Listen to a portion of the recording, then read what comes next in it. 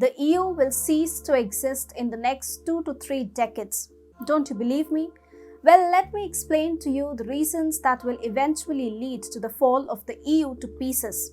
Hi and welcome to TFI Global, the foreign affairs and the geopolitical analysis arm of the TFI Media Group. I'm your host, Tejasvi Malhotra.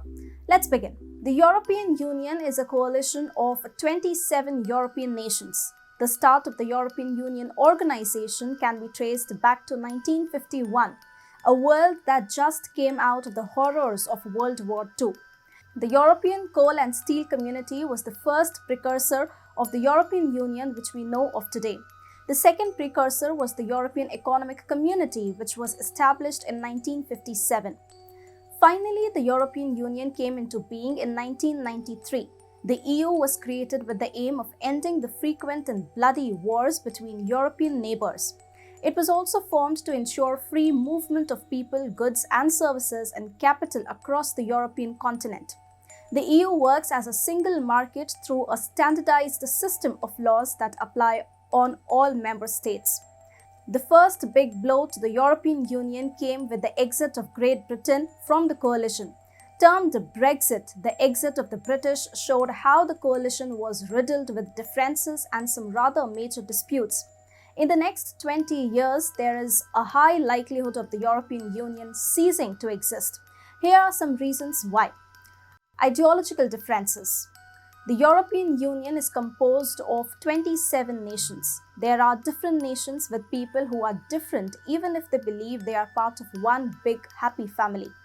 The governments are different with their own set of ideologies. The ideologies are almost always different. For example, divisive forces within the EU are increasing. The governments of Poland and Hungary, for instance, are resisting the European Union and its subsidiary organizations from interfering in the domestic policies of their nations. The EU remains starkly divided on how to deal with the menace of refugees, apart from it being torn by differing views over Islamic extremism and homosexuality. Smaller members unimportant. Bloc politics is something that plagues the European Union as a whole. Every big European power, France and Germany in particular, have their own set of loyalist European countries backing them. Germany depends heavily on Russian gas. Why? Because it has not modernized its approach to either governance, economics or administration. It is for this reason that while France relies heavily on nuclear energy for powering itself, Germany depends on Russian gas. Germany's economic model has been imbibed by several EU nations who have all suffered severe lagging due to the inept leadership of Angela Merkel and Berlin for decades. The smaller European countries cannot match up to the financial and economic strength of countries like Germany, France and Italy. They are therefore reduced to second-class members within the EU. Can Baltic states compare themselves to France? Absolutely not, and that sheds light on the tragedy of being a small economy of the EU bloc. The power struggle between Germany and France has been intense. France has only recently taken charge of the EU. All these years, it was Angela Merkel from Germany who was calling the shots. Whatever she wanted was what the EU adopted as a matter of policy. Now, with France in charge of the EU, Germany will feel sidelined. This will only exacerbate the tensions between Paris and Berlin. Geographical expansion and vastness of EU. Ukraine has applied to join the European Union as a member state. Georgia has done the same. On an immediate basis, this does not mean much. It is more of a message to Russia. However, when their applications are processed a few years down the line, the EU will increase in size. The EU, when it was formed, looked at bringing all Christian states together. Who was a Christian back then? Catholics or Protestants? But then began the journey of the EU towards the East. Now, the thing with Eastern Europe is that the Christianity practiced here is different. It is orthodox. It bears much more resemblance to the majority religion of Russia. What does that tell you? The EU has been subtly eating into Russia's exclusive sphere of not just political but also cultural influence.